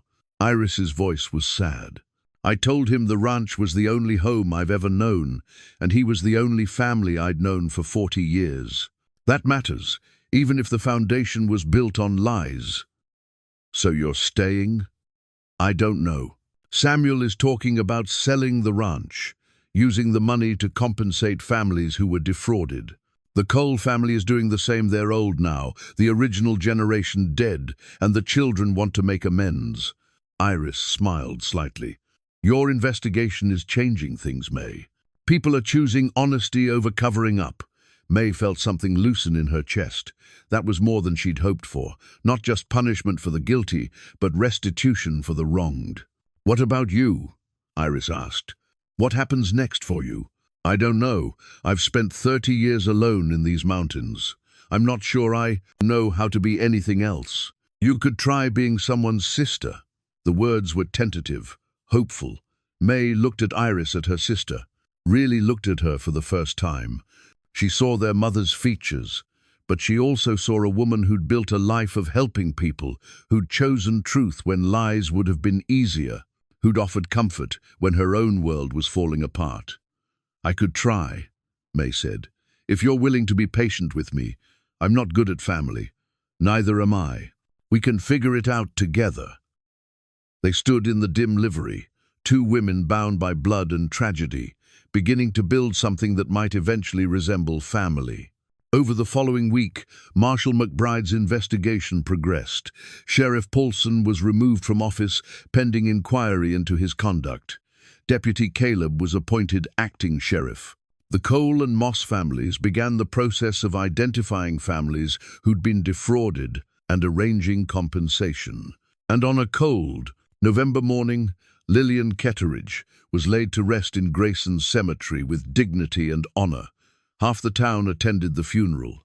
Mae stood beside Iris, the two sisters watching as their mother's remains were finally given proper burial. Greta was there, and Beatrice, and dozens of people Mae didn't recognize, descendants of families Lillian had tried to help 40 years ago. The minister spoke about courage and justice and the long arc of truth. He spoke about a woman who'd given her life, trying to make things right, and how that sacrifice hadn't been in vain. After the service, as people dispersed, Iris touched Mae's arm. "Thank you," Iris said, "for finding the truth, for telling me, for giving her justice. I didn't do it alone. She did most of it, documenting evidence, protecting us, fighting back. She raised you for 4 years. In some ways, she's still raising you. Your courage comes from her." Iris paused. "Will you teach me about her? Tell me stories. Help me understand who she was? I only have fragments of memory. Fragments are more than I have now." Mae nodded. "Yes, I'll tell you what I remember." That evening, Mae stood at the grave after everyone else had gone. A simple stone marked the site. Asterisk, Lillian Ketteridge, beloved mother, 1854 to 1886. She fought for justice. Asterisk, I found her, Mama, Mae said quietly. I found Lily. She goes by Iris now, and she's a doctor. She helps people. You'd be proud of her. Mae's throat tightened. I hope I did right by you. I tried to be brave and careful, like you taught me. I tried to protect the innocent while exposing the guilty. It's messier than I wanted, but it's something. The wind moved through the cemetery, rustling the few remaining leaves on the cottonwoods. Mae pulled the wooden horse from her pocket, the one Orrin had carved for Lily. She placed it carefully at the base of the headstone. Orrin never stopped looking for her, never stopped trying to keep his promise to you. He died, still trying. Mae's voice broke. But he found me, and he left me everything I needed to find the truth. So in the end, he did keep his promise. Just took him 40 years. She stood there until the sun set behind the mountains, saying goodbye to a mother she barely remembered, and honoring a courage she was only beginning to understand. 3 weeks after the funeral, Mae rode to her cabin to find Iris, waiting on the porch. Her sister had visited a few times since Lillian's burial, tentative encounters where they tried to learn each other's patterns and histories. I brought coffee, Iris said, holding up a small sack, and bread from the bakery. Thought maybe we could talk. Mae dismounted, oddly pleased by the gesture. Come in. Inside, Mae built up the fire while Iris arranged their simple meal. They moved around each other carefully, still learning the rhythms of shared space. Marshal McBride is finishing his investigation, Iris said as they settled at the table. He says the territorial governor is going to issue an official report condemning the fraud and recommending property redistributions where possible. That's something. Samuel signed over 1/3 of the ranch to families who can prove their claims. The Cole family is doing the same. Iris wrapped her hands around her coffee cup. It won't undo what happened, but it's acknowledgement. It's something. Mae nodded. Justice was complicated, messy, incomplete. But it was more than her mother had gotten 40 years ago. What about Sheriff Paulson? Mae asked. He resigned. Caleb is officially sheriff now. Paulson admitted he knew more than he'd said about his father's involvement, but there's no evidence he actively obstructed justice. McBride is letting it go. Iris's expression was troubled. He's a broken man, Mae. He spent his whole life protecting a father who didn't deserve protection. He made his choice. Yes, but I understand why he made it. Family loyalty is powerful, even when it's misplaced. Iris met Mae's eyes. I love Judge Moss. Even knowing what he did, part of me still loves the man who raised me, who taught me to read, who paid for my education. That doesn't mean I excuse his crimes, but I can't simply erase 40 years of affection either. I'm not asking you to. I know, but I wanted you to understand that my feelings are complicated. Everything about this is complicated, Mae said. There are no clean answers. They sat in silence for a moment, drinking coffee, watching the fire. I've been thinking, Iris said finally, about what comes next, for both of us. What do you mean? You've lived alone for 30 years. I've lived in Grayson for 20, but I've kept myself separate, professional, but not really part of the community. Iris set down her cup. Maybe it's time we both tried something different, tried being connected instead of isolated. I don't know how to do that. Neither do I. But we could learn together. Iris pulled out a piece of paper covered in her neat handwriting. I made a list, things we could do. Visit each other regularly, share meals, tell stories about our lives, learn about our mother together, maybe travel to where she came from, find records, understand who she was before Grayson. Mae looked at the list, feeling something unfamiliar stir in her chest. Hope, maybe, or just the possibility of something beyond solitude. I'd like that, Mae said. It scares me, but I'd like it. Iris smiled. It scares me too. But I think our mother would want us to try. Over the following weeks, the sisters began the slow work of building relationship. Iris taught Mae about medicine and healing. Mae taught Iris about tracking and mountain survival.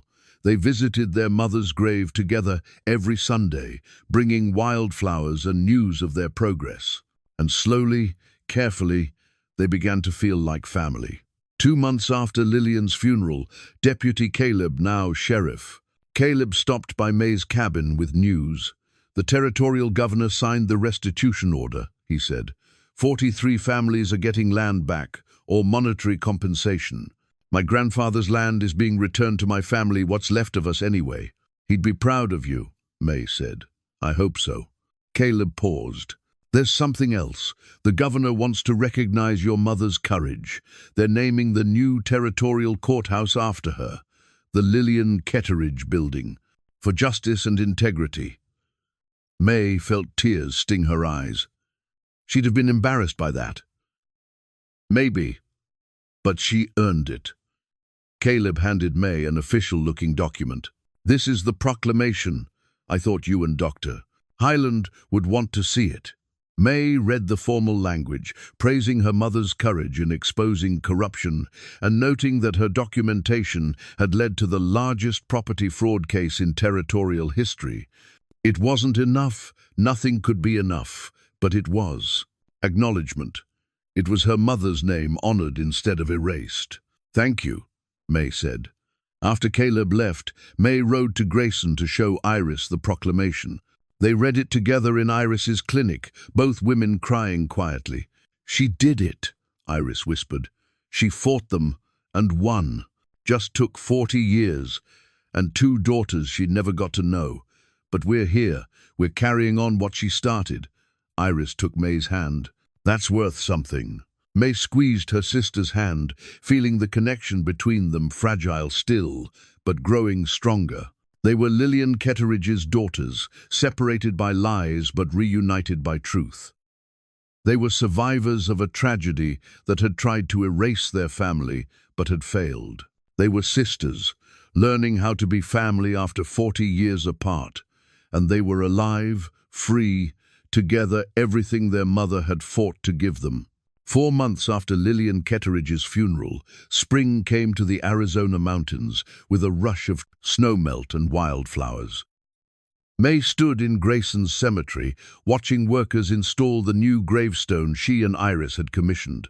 The old marker had been simple, just their mother's name and dates. The new one was larger, made of polished granite, and carried words the sisters had chosen together. Asterisk, Mae Ketteridge.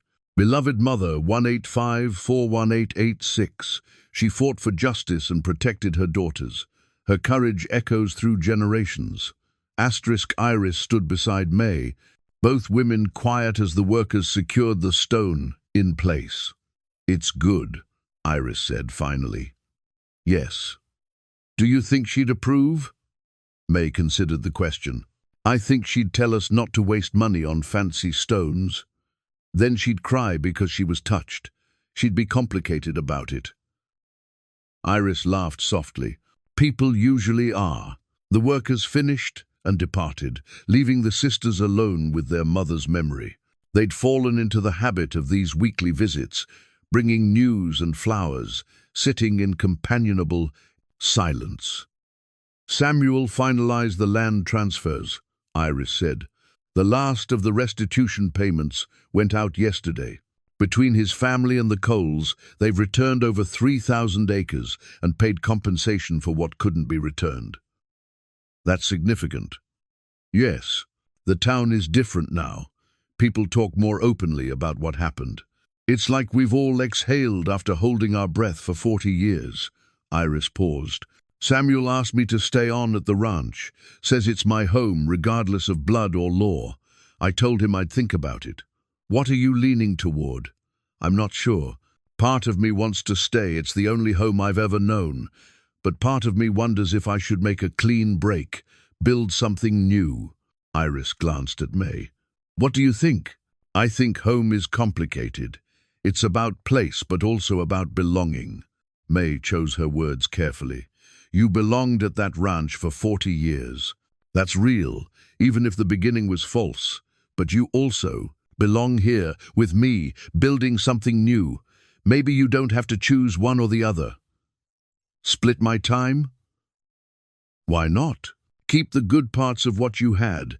Add in the good parts of what we're building. Iris smiled. When did you get wise? I'm not wise.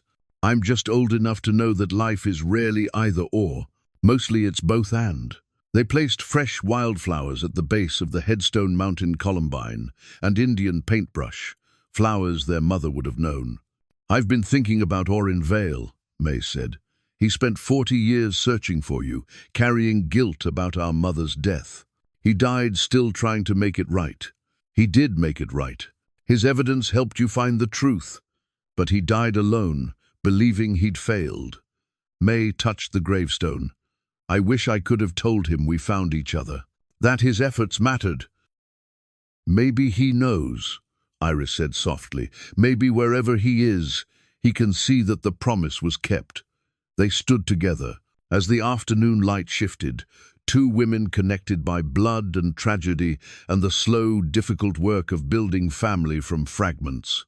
Mae, Iris said, will you teach me to track? To read the mountains the way you do? Mae looked at her sister in surprise. Why? Because it was our mother's world. She lived in these mountains, worked here, died here. I want to understand the land that shaped her, and I want to understand the life that shaped you. Iris's expression was earnest. We lost 40 years. I don't want to lose any more time not knowing you. Something warm unfurled in Mae's chest. Yes, I'll teach you. Over the following weeks, Mae took Iris into the backcountry. She showed her how to read animal tracks in soft earth, how to find water in dry country, how to move quietly through dense brush.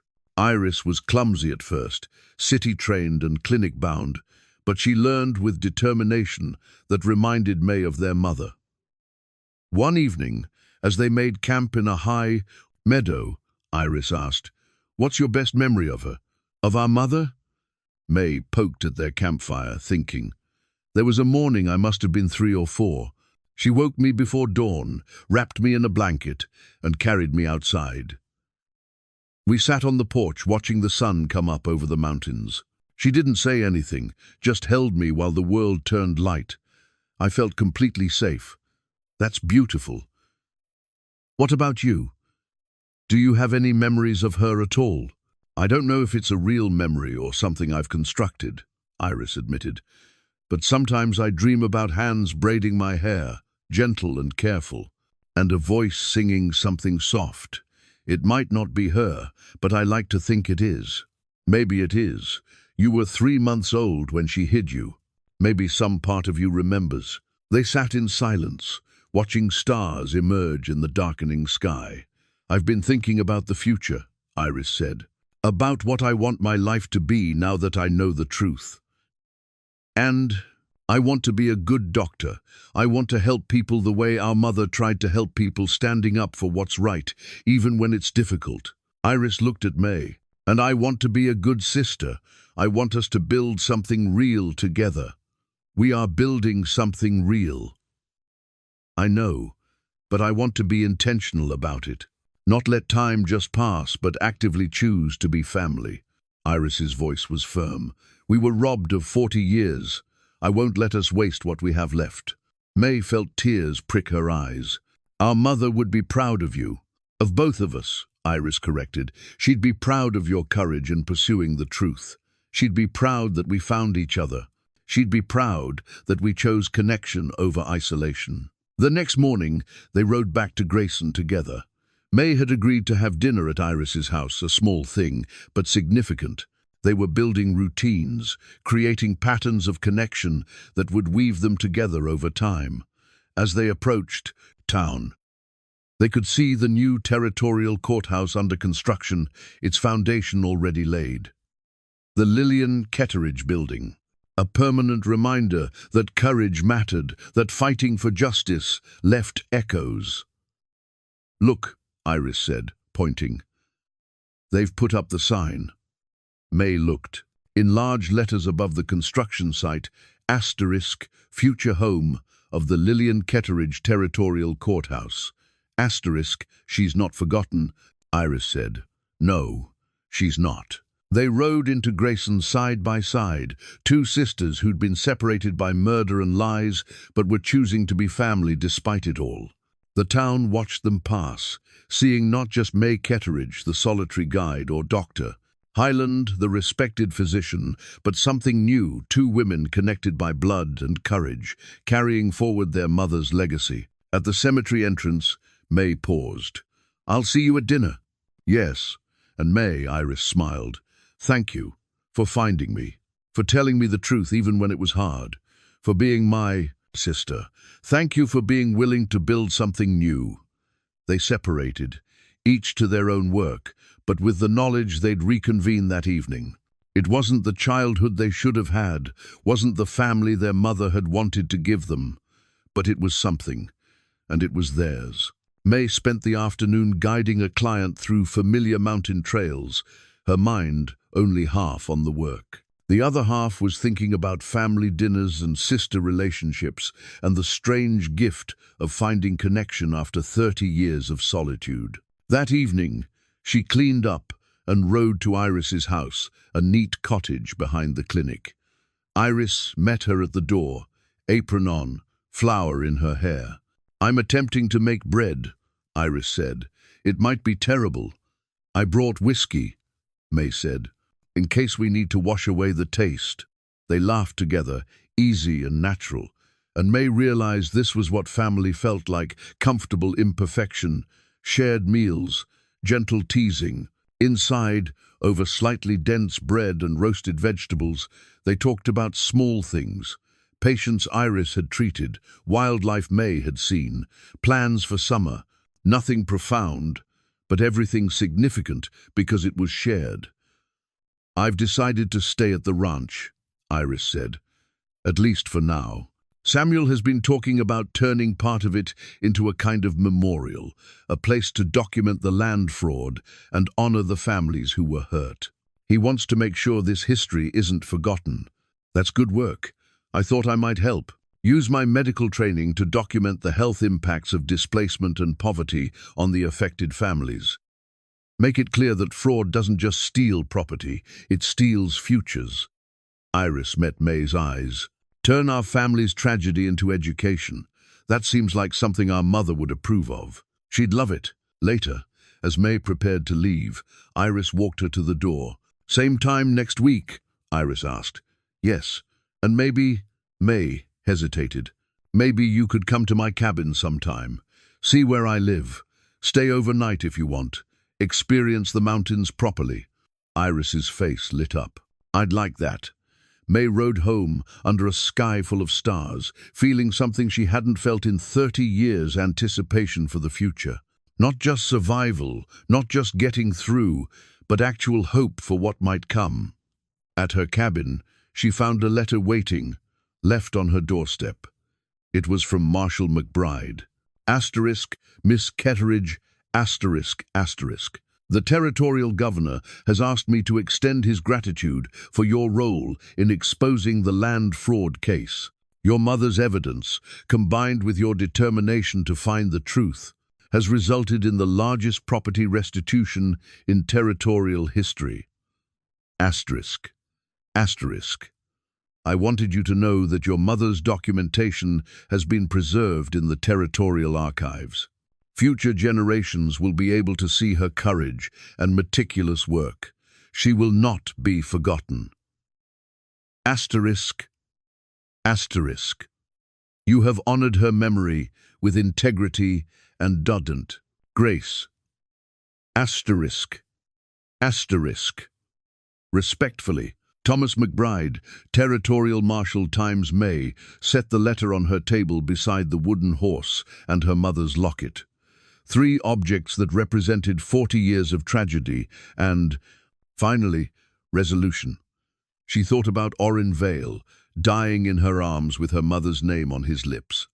About Mae Ketteridge, murdered for standing up to powerful men. About Iris, stolen as a baby but growing into someone who healed people. About herself, spending 30 years in isolation before finding the courage to ask hard questions. All of them connected by tragedy, yes, but also by courage, by the refusal to let injustice have the final word. Mae pulled out paper and began writing. Not to anyone in particular, just documenting her thoughts. Someday, maybe, someone would want to know the full story, not just the public investigation, but the personal journey of finding a sister and building family from fragments. She wrote about the dying man and the photograph, about Copper Ridge and Angel's Rest, about Judge Moss's confession and Marshall McBride's investigation, about standing beside Iris at their mother's grave, two sisters reunited after 40 years apart. She wrote until the lamp oil ran low and her hand cramped. Then she put away the pages and lay down in her bed, feeling lighter than she had in decades. Outside, the Arizona mountains stood silent and eternal. Inside, a woman who'd been alone for 30 years was learning how to be a sister.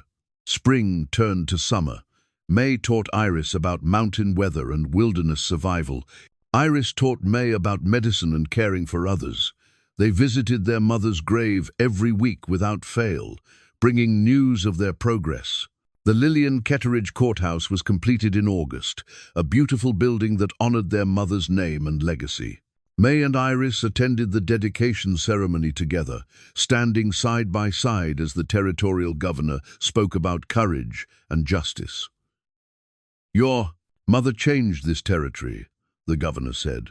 Her documentation exposed corruption that had persisted for decades. Her courage in standing against powerful men, knowing the personal cost, represents the best of what we aspire to be as a civilization. This building will serve as a reminder that truth matters, that justice is worth fighting for, and that one person's courage can change the course of history. Mae and Iris held hands, both crying, both proud. After the ceremony, Sheriff Caleb approached them. "Retry J. Continue. There's something I wanted to show you both," Caleb said. He led them inside the new courthouse, through marble halls that still smelled of fresh paint and sawdust, to a large room on the second floor. The room was set up as a historical archive. Glass cases lined the walls, and in the center was a large display devoted entirely to the land fraud case. "The territorial government wanted to preserve everything," Caleb explained, "so people would understand what happened and why it mattered." Mae and Iris walked slowly through the exhibit. There was the surveyor's map, carefully preserved behind glass. Orrin's ledger, open to a page showing the fraudulent transfers. Photographs of families who'd lost their land, their names listed with dignity, and in the place of honor, behind the largest case, was Mae Ketteridge's original letter, the one she'd buried at Copper Ridge, the one that had started everything. "She's here," Iris whispered. "Her words, her courage, it's all here for people to see." "Forever," Caleb said.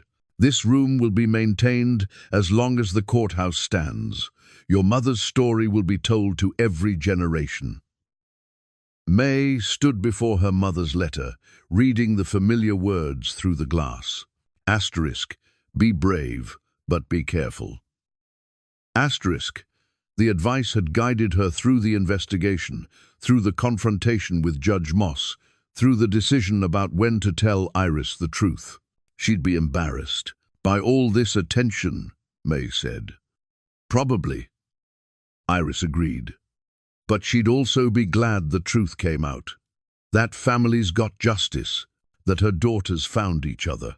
They stayed until the archive closed for the evening, reading every display, understanding the full scope of what their mother had tried to do and what her evidence had finally accomplished. Outside, the summer evening was warm and golden. Mae and Iris walked through Grayson's streets, no longer separate but together, no longer strangers but sisters. "I have something for you," Iris said, as they reached her cottage. She went inside and returned with a small wooden box. "I've been working on this." Inside the box was a photograph album. Iris had collected every image she could find of their mother from the land office, from territorial records, from families who'd known Lillian. There were perhaps a dozen photographs total, each carefully mounted and labeled. "I thought we should have a record," Iris said. "Something we can look at together. Something to help us remember her, as she was not just as a victim of violence, but as a person who lived and worked and tried to make things right." Mae touched the photographs gently. Here was her mother at 25, standing outside the land office. Here she was with a group of other clerks, her face serious and focused. Here she was holding a baby. Mae realized with a start that the baby was herself. "Where did you find these?" Beatrice had some. Greta had others. People in town kept pieces of her, even when they were too afraid to speak up. Iris's voice was soft. She mattered to people. She was remembered. That night, the sisters sat together, looking through the album, telling each other what they knew about each image, building a shared understanding of the mother they'd both lost too young. "I think," Mae said as the evening grew late, "that we're doing what she would have wanted. Not just seeking justice, but building something good from tragedy. Being sisters, being family. I think so too." The months that followed were full of small moments that built into something larger. Mae teaching Iris to shoot, Iris teaching Mae to read medical texts, Sunday dinners that became tradition, trips into the mountains that deepened their bond, conversations about childhood and loss and hope for the future. They weren't trying to replace the 40 years they'd lost. Those years were gone, stolen by men who'd valued power over people. But they were building something new, a sisterhood forged in truth and strengthened by choice. One October morning, almost a year after Orrin Vale had died in Mae's arms, the sisters rode together to Angel's Rest. The box canyon looked different now, less like a hidden grave and more like a memorial. Wildflowers grew around the base of the pine tree where their mother had been buried. "I used to hate this place," Mae said. "It represented everything that was taken from us. And now I think it represents something else. Survival, truth. The fact that even when powerful men try to bury things, sometimes they resurface." Mae dismounted and walked to the tree. She was here, alone, for 40 years. But she's not alone anymore. We found her. We told her story. We made sure she mattered. Iris joined her sister beneath the tree. "Do you think she knows?" "Wherever she is." "I don't know. But I hope so. I hope she knows we found each other, that we're family, that her courage wasn't wasted." They stood together in the canyon where tragedy had occurred, but where healing was also beginning. Two sisters, separated by lies, but reunited by truth, building a future their mother would have wanted them to have. As they prepared to leave, Iris said, "I've been thinking about the future, about legacy." "What about it?" "I want to establish something in her name, a fund to help families who've been displaced or defrauded, maybe scholarships for women who want to study law or medicine or surveying fields where they can fight for justice like she did." Iris's expression was determined. Turn her story into ongoing good. Make sure her courage keeps echoing. Mae smiled. She'd love that. She'd tell you it was too much, but she'd love it. "Will you help me? We could do it together." "Yes, we'll do it together." They rode back toward Grayson as the sun climbed higher. Two sisters who'd been strangers a year ago, but were family now. The town spread below them, changed by the truth they'd uncovered, healing from wounds that had festered for decades. At the edge of town, they paused at the cemetery. Their mother's grave stood beneath a cottonwood tree, the polished granite marker catching the light. Fresh flowers lay at its base. Mae and Iris weren't the only ones who visited anymore. Families who'd been helped by Lillian's evidence, people who appreciated her courage, citizens who understood that truth mattered. They all came to pay respects. "Look," Iris said, pointing to a small wooden carving someone had left beside the flowers. It was a horse, similar to the one Orrin had made. Mae picked it up and found a note tucked underneath. Asterisk, for Miss Ketteridge, from the Cooper family. "Thank you for finishing what your mother started." Asterisk, "They're grateful," Iris said. "They should be grateful to her, not me. They're grateful to both of you, and to Orrin, and to everyone who had the courage to stand up when standing up was dangerous."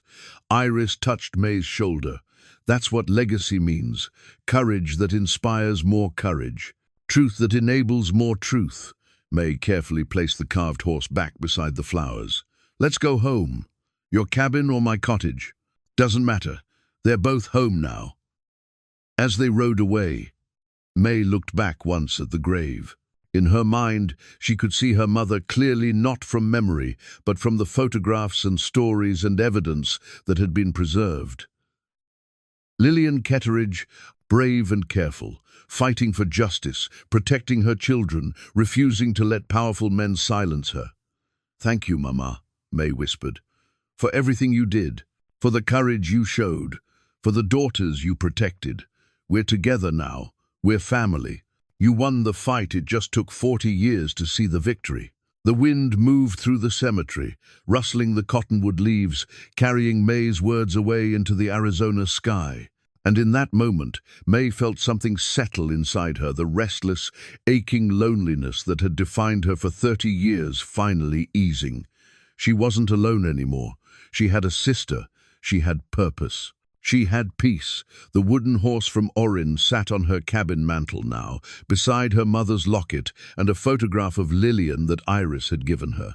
3 artifacts representing courage, love, and sacrifice. 3 reminders that family mattered, truth mattered, justice mattered. Mae Ketteridge had spent 30 years alone in the mountains, running from questions she couldn't answer. Now she had answers, and a sister, and a future that honored the past without being imprisoned by it. She'd found her mother's truth. She'd found her sister. She'd found herself.